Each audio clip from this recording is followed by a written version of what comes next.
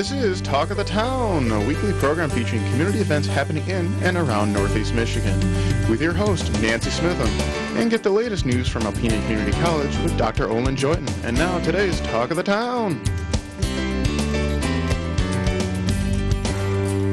Good morning and welcome to Talk of the Town. I'm Nancy Smitham. My first guest today is Jackie Krofcheck, the Executive Director of the Alpena Chamber of Commerce. Hi, Jackie. Hi, Nancy. Well, first of all, Merry Christmas and Happy New Year. Same to you. Thank you. Thank you. And I know that the Chamber had another outstanding year. We did. Each year, I think it gets a little better. We had just outstanding events, and we always measure our success, I guess, in a couple of ways. One, of course, we look at our budget and how well we stuck to budget. We look at how many members we touched, and then we look at how well we did or achieved our strategic plan for the year. And so all of those things we did tremendous in. You know, we've been put on the map in the state of Michigan and in the nation through many different events, through Thunder Bay National Marine Sanctuary, through our Visitors and Convention Bureau for the downtown development, through the Alpena Chamber of Commerce. It's so wonderful that all these entities in our community work so closely together. Oh, it's awesome. I always tell people if they're having a bad day, come to our building, because we're always just so happy and everybody's working toward the same goal, which is just a neat feeling, because you never feel like you're fighting against what anybody else is doing. And when I say the chamber is the members. That is what makes the Chamber of Commerce.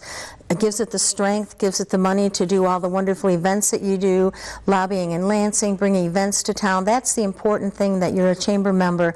And it's so easy to be a chamber member. And then you have a voting power. You feel more a part of the community. You have a say in what's going on in your community. No, for sure. Yeah, and that's why most of our members join, is not necessarily because they want to do something that's super tangible or hands-on, but they just want to be part of that team that's getting things done. And the team does get things done. So what have we got lined up for 2015? We're really excited about what 2015 should bring. So as most people are aware, we merged the economic development under the umbrella of the Chamber in 2012. And it's been a lot of activity, but you don't see a lot of it yet. And so 2015, you're going to start to see a lot of the construction. Everybody knows about some of the projects, the hotels, Meyer, a few other things, but there's a lot of projects that they don't know about yet that they're going to start to see in 2015. And there will be construction all over the place. So for economic development, we're going to have a huge year. We're also expecting a pretty phenomenal year with our Northern Michigan Chamber Alliance. So we've really tried to focus what we're doing on some actual tangible things instead of just supporting legislation here and there. We pick projects that we can actually make a difference on and make things happen. We also expect to have some very phenomenal events again this year. Yay. So we're doing LeaderCast, our annual dinner in February. We're definitely going to sell out on that event. The theme, which is Positivity is Key, we're very excited about that because it just seems like there's this positive attitude and feeling that just keeps on growing. And you know, when think about things keeping on growing, you know, Neiman's Family Market just did a huge remodel. Their store is pristine and absolutely beautiful. Alpena Regional Medical Center is doing an emergency room project, which is going to be phenomenal for us and for our whole entire region. Meyer coming to town, the new construction. You know, when somebody comes into town, you see everybody thinking, hey, I better be the best that I can be, and competition is wonderful. Yeah, you know, sometimes we get people that will say, you know, how am I going to survive if that place is coming or that place is, you know, opening their doors? And that's what we say, is that we hate to say it, it sounds kind of harsh, but it's going to make it or break it. You know, you're going to take the competition and make yourself better, or you're not. And we try to provide resources to help everybody just do better and increase and step up their game when something comes to town that's competitive. And you know, even though they're a chamber member and pay their dues, there's lots of other ways people can become involved. You know, you have a wonderful active board. You know, find out when the next elections are going to be, or call a board member, give them your ideas and your suggestions. You know, make sure you go online, read your e-news that you send. Stop by the chamber and say, hey, I saw this, I saw that, I'm interested in this. You know, I have a great idea for a business, don't know where to start. There's so many resources in that building that can help people. Plus, as a volunteer, maybe you've just gone through a big remodel, or maybe you've done some business, or maybe you've been somewhere and see a business that's lacking in our town, and you think, gosh, I'd love to do this, but I don't know where to begin. You know, come in and talk to somebody at the chamber. The ideas flow. They have the resource that can tell you. They have the demographics.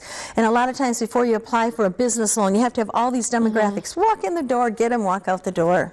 Yeah, and I like that you brought that up, because so many people have an idea for a business, but they don't know what to do, so they don't come out with it and they don't bring it to anyone's attention. And there probably are plenty of wonderful ideas out there for businesses that we could make a reality, but people have to come forward, and yeah, we have all the resources to make things a reality. And also volunteer. Come in and check to volunteer. I mean, if it's volunteering in the office, there's lots of committees that always have changes. We need people. Good Morning Alpena committee, we do a wonderful job with that. But we always need committee members. Just always stop in and check, and especially for a new business in town or a new person coming to town that wants to be involved in an activity where you get to know people, find out about the town. No better way than to stop and make your first stop the Chamber of Commerce. Yeah, because even if it's not one of our committees, we can definitely set other people up with, getting involved in a service club or the A-team volunteers, or there's so many opportunities. We can help set people up with those. And I think back to the Flog Fest, the Chamber Golf outing. That's like a premier event in Alpena. That is the most fun business outing that Alpena has to offer. And people need to get that date on their calendar. Do you know the date off the top of your head? No, August. It's in August. I know it's in August. And I kind of asked you that. But and what are some other ways, Jackie, that people can become involved? Well, just attend any of our events, volunteer. So we have just a list of volunteers, and you don't have to volunteer for everything, but there's something that you're interested in, we can have you volunteer. We have our committees. So I know right now we have some room on our government relations committee. Okay. We'll have a space on our ambassadors, which is a really energetic, really gets things done committee. And then just attend our events, like our annual dinner. We'll have 600 people there, and that's a great place to network and to meet other people and just feel kind of the positive energy that everybody else is feeling. And business after hours?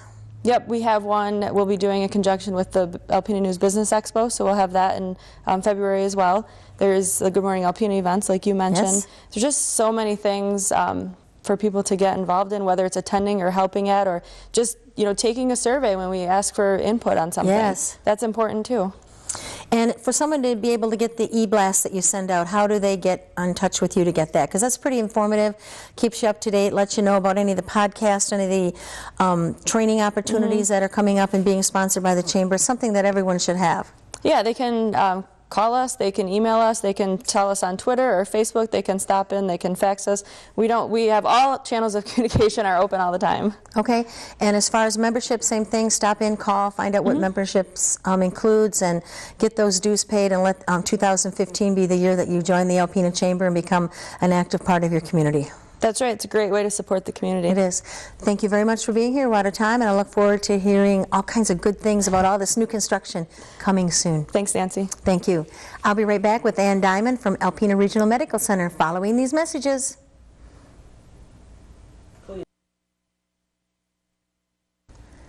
Hi, welcome back. My last guest today is Ann Diamond from the Development Council at Alpena Regional Medical Center. Hi, Ann. Hi, Nancy.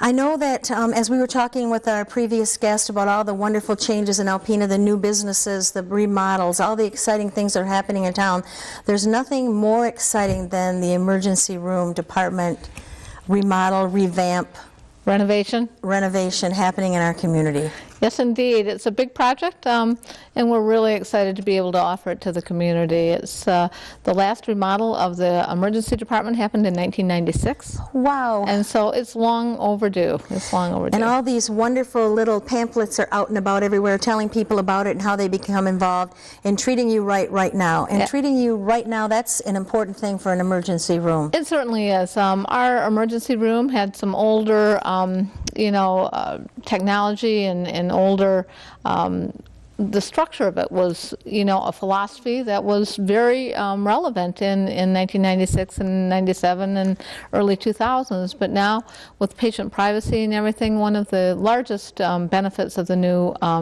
emergency department, it'll be all private rooms. So we're very excited about that. As a frequent flyer of the emergency room, I don't want to take anything away from how it's operated now, because it's exceptional, it's wonderful. everything gets handled the way it should get handled there. And so what can we expect? What's going to be new and different? Well, I think, I appreciate your comments, but I know it is difficult when you're in there in a curtained room and you've got someone next to you having a difficult life situation or, things like that. So now we're expanding the emergency department. Actually, our footprint isn't coming out at all, but we're taking some space towards the back of it. And we're adding about 30% more space in the emergency department. And we're going from 14 curtained bays to 21 private rooms. Unbelievable. Yeah. How wonderful. And usually most people don't go to the emergency room unless it's an emergency. So that makes it so much better that you feel that private, you feel more comfortable, safer, all those good things. Absolutely. And I think one of the biggest things is I know we've all sat in the waiting room waiting to hear news about somebody because right now we just don't have the space for family members to be with their loved ones. So now with the private rooms, the family members can be with their loved ones and they won't have to sit out in the waiting room with that anxiety of what's really going on and what's happening. And, I think that's one of the greatest benefits also in addition to the privacy. But we're going to also have some dedicated trauma bays for when the ambulance comes in, the patients can go right into the dedicated trauma bays and won't be out in the middle of everything with all that, hysteria or problems that are going on. Yes. Yeah.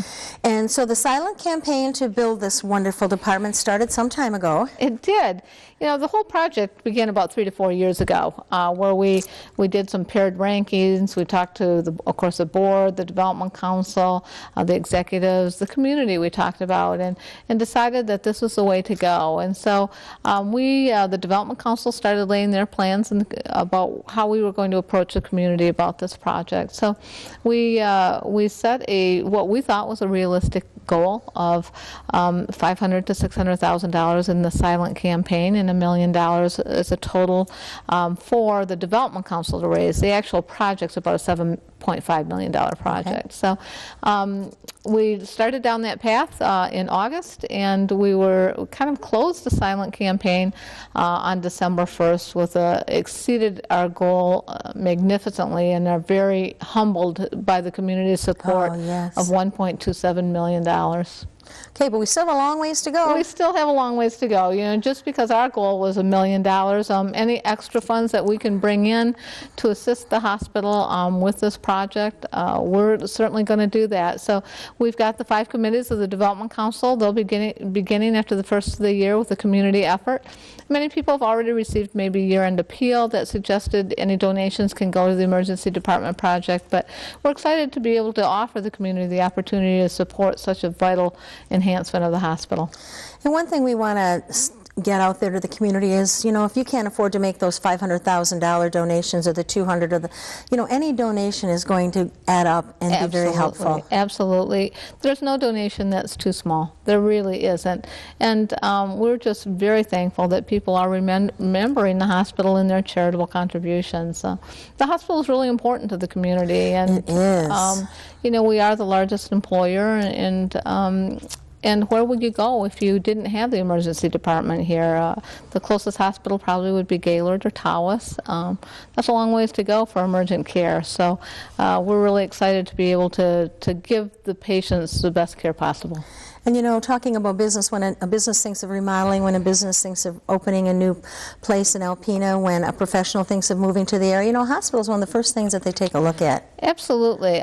You talked about with Jackie a little bit what's going on in the community, and we also feel the need to stay on top of things and provide the best possible care for all of our patients, whether it's emergency department or whether it's our inpatient population. Yes. And so if someone would like some information, maybe would like to have someone come and be a speaker at the program, what's the best way to contact you? They can just give me a call at 356-7738, or else they can call the hospital and ask for the development department.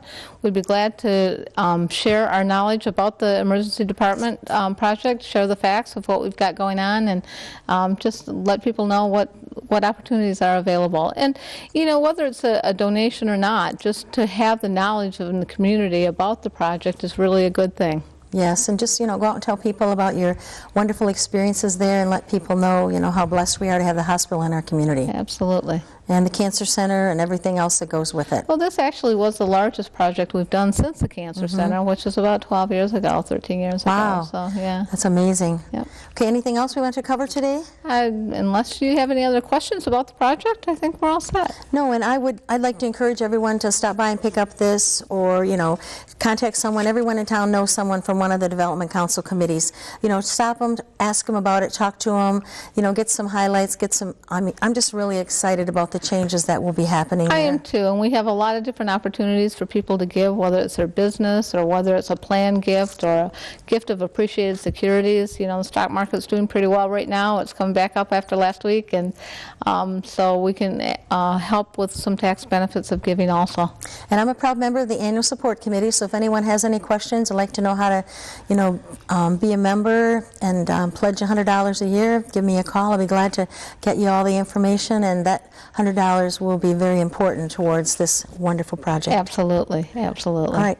Thank you very much, Ann. Happy holidays to you and everyone at the hospital. We'll look forward to hearing about the good news of the emergency room project off and running and all the good things that are happening. Thank you, Nancy. Thank you. Merry Christmas. Merry Christmas to everyone from all of us here at WBKB-TV, and please stay tuned for Dr. Olin Joynton. Good morning, everyone, and welcome back to Talk of the Town. I'm Olin Joynton, president of Alpena Community College, and my guest this morning, Vice President of Instruction Kathy Marsh, and ACC electrical instructor Todd Artley. Welcome to the show, colleagues. Thank you. Thank you. Thank you. Our topic today is the plans that are being made for ACC to offer its first bachelor's degree. And this is really an exciting development. There was a long period in the legislature where community colleges had quite a battle in front of them to secure the authority, as exists in about 20 other states, for community colleges to offer bachelor's degrees in technical fields where, frankly, the universities maybe weren't up to capacity or they weren't interested in the programs. And in December of 2012, Governor Snyder did sign the legislation authorizing community colleges to have bachelor's degrees in 4 fields, including the electrical field. And so that's the area that we're focused on for bachelor's degree program. Kathy, let's start with you. Once we had the legal authority to offer such a degree, what was our next step in planning for this? Well, the first thing you need to do is find out what kind of program you want to offer and what kind of audience do you have. So we hired a consultant, Andre Soruk, who was an electrical engineer for Alpena Power, and he did an excellent job for us in investigating whether or not there was an audience or a market for a bachelor's program in electrical power. We did a study as to what the job market was like and what the jobs were in this field. And then he assisted us in helping to create a skeleton curriculum for it. Very good. Now, Todd, you worked closely with Andre, Yes. along with your colleagues Roy Smith and Rick Arbick, to especially develop the curriculum and figure out what kind of skills. How about a little more detail on that process of working up to this point? Well, we have a successful electrical program and utility tech program, so that's primarily why we were working with Andre to see what our existing courses were. And we had also talked about an associate's degree in relay technology, and that was in the planning stages, and that kind of ended up growing into this bachelor's degree program with Andre. So primarily our role was with our knowledge of the existing coursework and what we already taught, and maybe to tie that into this particular field, which a graduate from this program is primarily intended to work alongside with electrical engineers for electric utility companies, and primarily working with the substations and the sequential fusing of distribution and transmission electric power grids. We also have a component on there with alternative energy, and although we're not primarily focused on the wind and solar, so to speak, as a standalone program, we're focused primarily on how that electrical energy, regardless of how it's generated, gets into the grid and is metered, and the protective relays that go along with controlling this, our electric grid. Very good. So this bachelor's degree will be wedded to the very successful suite of electrical programs that you and Roy and Rick have been running for a number of years now and growing.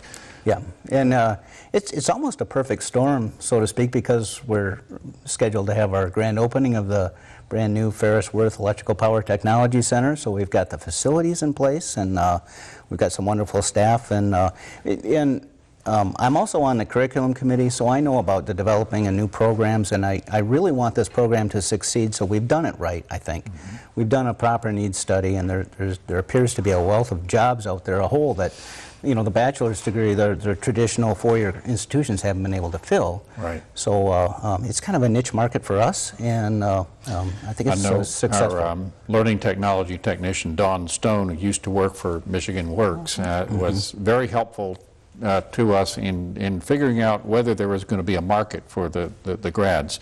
So having the right connections to the industry, the right equipment, facility for offering a program, a sound assurance that the job market will be strong for the graduates, and then the right curriculum, the right courses, and the right sequence, and the right content. Balancing, as you mentioned, the renewable and traditional ways of generating power, but kind of focusing on once the power is generated, what do we do with it? Mm-hmm. It sounds like a great program, and I really look forward to the day that we'll be rolling it out. It sounds like it might be sooner rather than later from some of the recent developments I've heard about. Kathy, what is the name of the degree going to be? It's going to be a Bachelor of Science in Electrical Systems Technology. Very good. Bachelor of Science degree in Electrical Systems Technology. And as I have looked at a couple of other colleges that are going into the energy production field with bachelor's degrees, Jackson and Lake Michigan, it appears that ACC's niche is going to, and distinctive brand for its version of this degree is going to be a much heavier concentration of technical courses than junior and senior level, which I'm really proud of and really fits with the increasingly technical identity of ACC. So really pleased about this. I would say that we probably are going to have a unique program that other colleges don't have. Now, Kathy, you've already submitted, or you're getting ready to submit, pardon me, an application to the Higher Learning Commission, our accrediting body. Correct. And there's a whole process we have to go through with them to move from an associate degree granting institution up to the bachelor's level. But I've looked at your draft of the application, and it looks really good to me. And so we have some good partnerships with people there that can walk us through over the next 6 or 8 months, we think. Mm-hmm. Very good.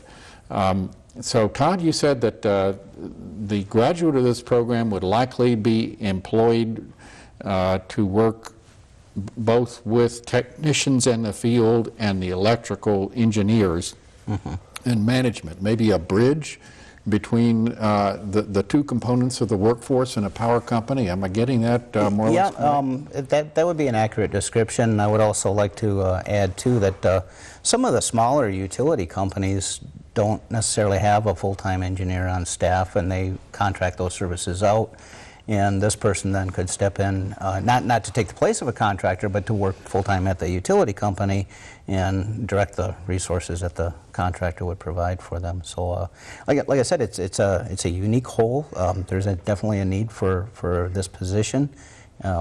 Typically, right now, that position is filled by electrical engineers, but the electrical engineering training doesn't typically give the applicant the specific skills they need in order to perform this job. So they would work alongside maybe in an apprenticeship for a number of years before they got up to speed. We're hoping to shorten that apprenticeship a It's little an bit. exciting new chapter in ACC history as we seek to achieve our mission in new ways. Thank you very much for being my guests and for working on this project so well. Thank you. This has been Talk of the Town with Nancy Smitham and Dr. Olin Joyton. For a list of events taking place in Northeast Michigan, visit our website at www.wbkb11.com and click on Community. This has been a Thunder Bay Broadcasting Corporation production.